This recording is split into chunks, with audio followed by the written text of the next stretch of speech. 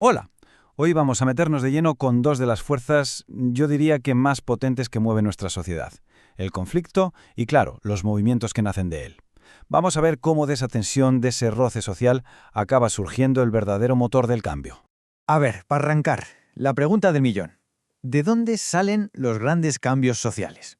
O sea, esas transformaciones que marcan un antes y un después en la historia, ¿simplemente pasan? ¿Porque sí?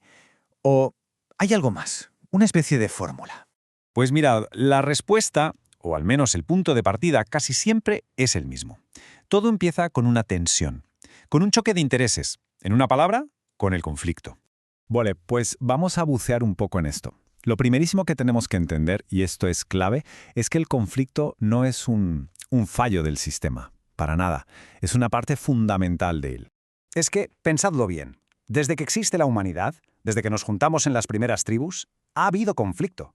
No es algo raro, no es una excepción, es una constante. Vamos, que es tan natural en la vida social como lo puede ser la propia cooperación. Entonces, si ya tenemos claro que el conflicto está siempre ahí, el siguiente paso es, bueno, ¿qué es exactamente un conflicto social? Porque hay que ponerle nombre y apellidos, definirlo bien para entender de qué hablamos. Ojo, aquí es súper importante entender la definición, digamos, más técnica. No estamos hablando de un simple no estoy de acuerdo contigo, no. Hablamos de una lucha de verdad, por cosas como valores, estatus, poder o recursos que, claro, son escasos. Y el objetivo va más allá de ganar la discusión. Es neutralizar, dañar o incluso eliminar al rival. Para que podamos hablar de un conflicto con todas las letras, tienen que darse 4 elementos. A ver, vamos a verlos. Primero, hace falta al menos un participante, un actor social. Segundo, y obvio, tiene que haber intereses opuestos que choquen de frente. El tercer punto es fundamental. Las partes tienen que ser conscientes de que están en oposición. Y cuarto, tiene que haber un algo, un objeto de la discordia por el que se pelea. De hecho, hay una definición de Stephen Robbins que me parece genial. Él dice que es un proceso que se inicia cuando una parte percibe que otra la ha afectado de manera negativa. Y la palabra clave aquí es esa, percibe. El conflicto arranca en el momento en que alguien siente que sus intereses están en peligro. Ojo, ni siquiera tiene que haber pasado nada todavía, basta con la percepción de la amenaza. Vale, entonces, quedémonos con esta idea, que es súper importante. Tenemos que quitarnos de la cabeza que el conflicto es siempre malo o destructivo. No lo es. En realidad es una fuerza neutra. Su valor, si es bueno o malo, depende totalmente de lo que venga después, de sus consecuencias.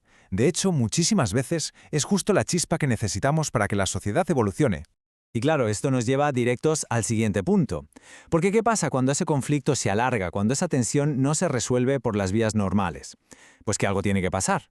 Nace la acción organizada, nacen los movimientos sociales. Mirad, podemos imaginarlo de una forma muy gráfica. Si el conflicto social es la tensión que se acumula, como la energía potencial en un muelle que se comprime, el movimiento social es, ¡pum!, la liberación de esa energía. Es el momento en que se pasa del no estoy de acuerdo a la acción, a la organización para buscar un cambio tangible, un cambio de verdad. Y aquí tenemos la definición del libro. Un movimiento social es una agrupación, pero, y aquí está la clave, no formal. ¿Qué quiere decir esto? Pues que no es como un partido político o un sindicato de los de toda la vida. Muchas veces, un movimiento social funciona al margen de las estructuras de poder que ya existen, y su meta, su única finalidad, es conseguir un cambio social. La socióloga de Elizabeth Yellin le da una vuelta de tuerca más, y es muy interesante. Dice que son acciones colectivas con alta participación de base. Vamos a pararnos aquí. Colectivas, o sea, de mucha gente. Y de base, es decir, que surgen desde abajo, desde la propia gente. Y lo más importante, que usan canales no institucionalizados. En otras palabras, se buscan la vida para que se les escuche cuando los canales oficiales, los de siempre, les dan la espalda o no son suficientes. Pero a ver, ¿qué es lo que hace que un montón de gente cabreada pase de ser solo eso a ser un movimiento fuerte, unido? La respuesta es un concepto que lo cambia todo, la identidad colectiva. Y esto, de verdad, es lo que marca la diferencia entre un movimiento y un simple grupo de presión. No se trata solo de conseguir una cosa concreta. No, la gente que forma parte del movimiento comparte una identidad, una manera de ver el mundo. Es como si todos asumieran una misma piel. Se ven como parte de un nosotros, que lucha, claro, contra un ellos. Entonces, ¿cuál es el detonante? ¿Cuándo salta todo por los aires? Normalmente es una mezcla de varias cosas. Es como una tormenta perfecta. Por un lado, tienes tensiones muy gordas en la sociedad. Por otro, las organizaciones de siempre, las que deberían dar soluciones, no lo hacen. Y la guinda del pastel, un grupo bastante grande de gente que siente que los que mandan pasan olímpicamente de ellos y de sus intereses.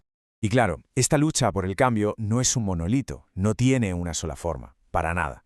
Los movimientos son súper diversos, cambian un montón según el lugar, el momento y lo que busquen conseguir. Para que nos hagamos una idea, los textos que manejamos hablan de 4 grandes grupos, sobre todo en América Latina.